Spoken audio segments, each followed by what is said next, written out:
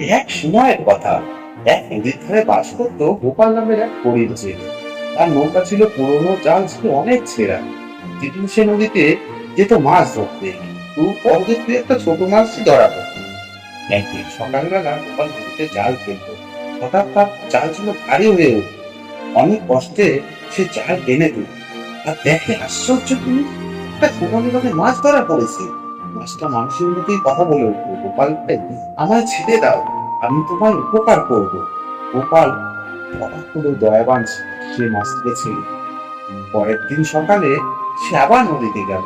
জাল ফেলতে প্রচুর মাছ, বড় বড় মাছ ধরা পড়লো। প্রতিদিন তার মাছ বেড়েই চলতো। কিছুদিনের মধ্যে গোপাল আর গরিব রইল না, সে অন্যদের সাহায্য করতে লাগলো। কিন্তু গোপালের মন বদলায়নি, সে সবসময় রাখতো, দয়া করে তার ফল একদিন না একদিন ফিরে আসে।